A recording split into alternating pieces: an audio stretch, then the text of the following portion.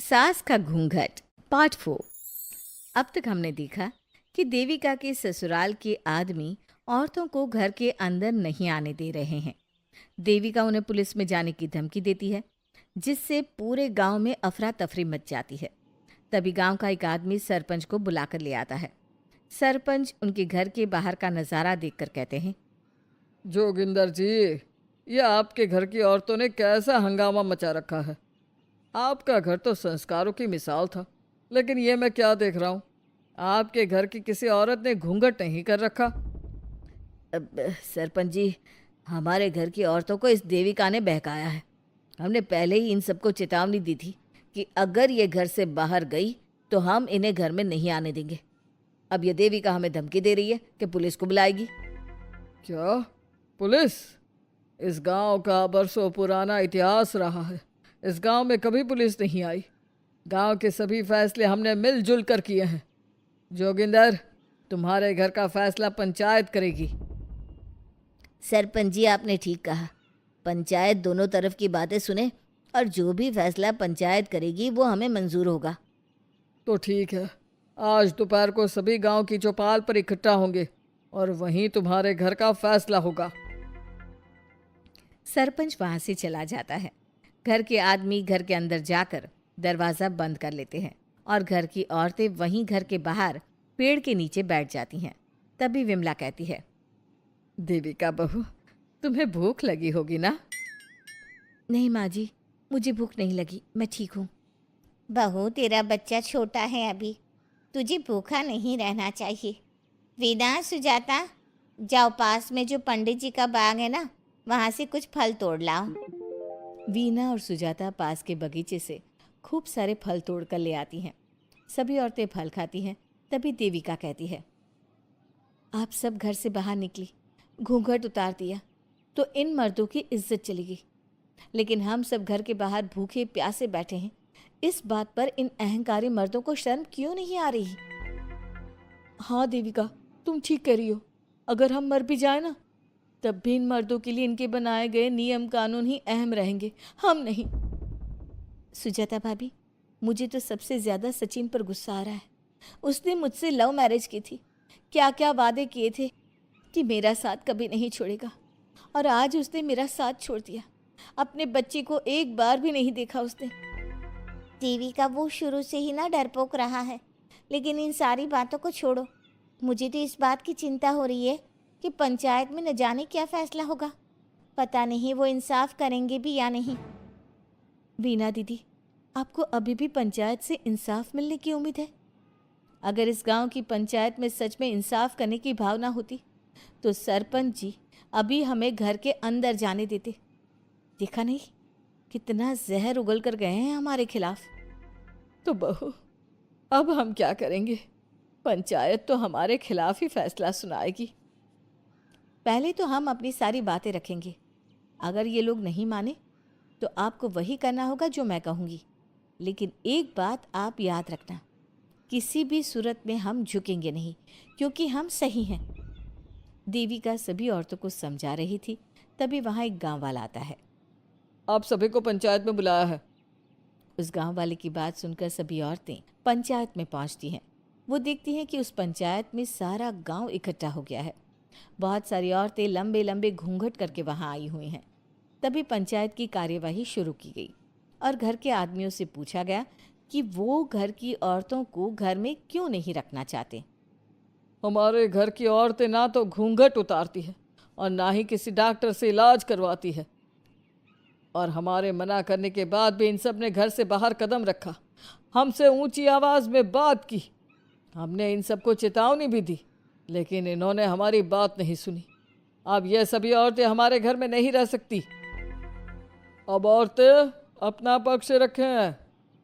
ये कानून की किस किताब में लिखा है कि औरतों को घूंघट करना चाहिए?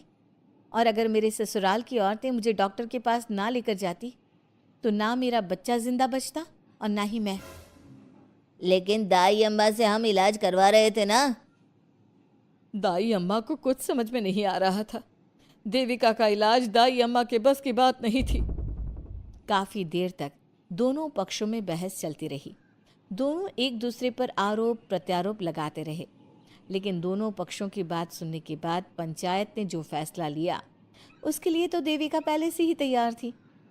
दोनों पक्षों की बात सुनने के बाद पंचायत ने यह फैसला किया है कि सारी गलती महिलाओं की है। अगर वो अपने अपने पतियों से माफ़ी मांग लेती है और वादा करती है कि भविष्य में कभी ऐसी गलती नहीं दोहराएंगी, तो वो घर के अंदर प्रवेश कर सकती हैं। हमें पंचायत का फैसला मंजूर नहीं है।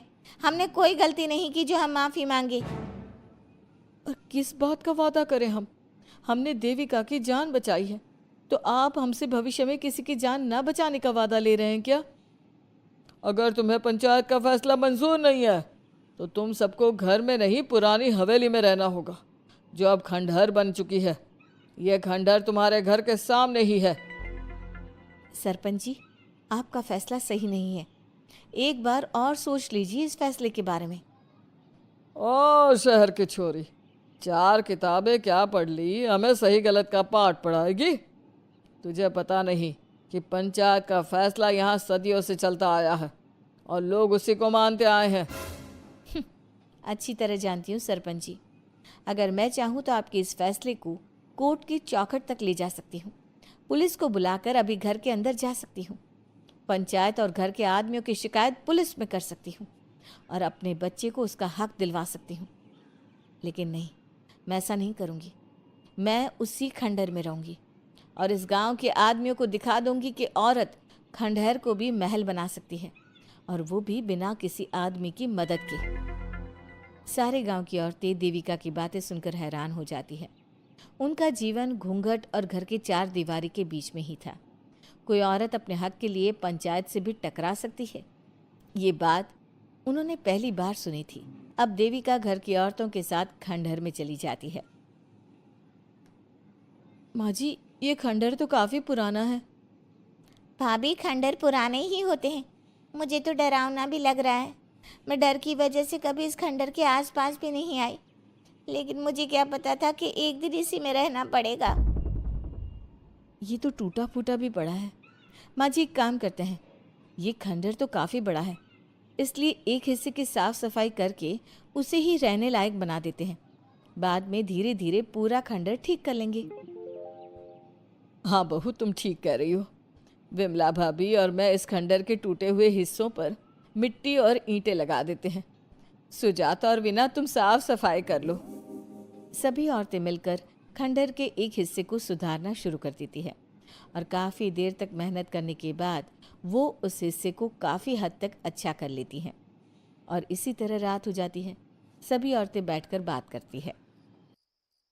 माँ, हमने इस खंडहर को घर तो बना दिया है, लेकिन ये घर चलेगा कैसे? हाँ माँ जी, मैं भी यही सोच रही हूँ। और हम सब तो बड़े हैं, गर्मी सर्दी भूख कुछ भी आसानी से बर्दाश्त कर सकते हैं। लेकिन देविका का बेटा बहुत छोटा है, उसे तो हमें अच्छी तरह से पालना होगा ना।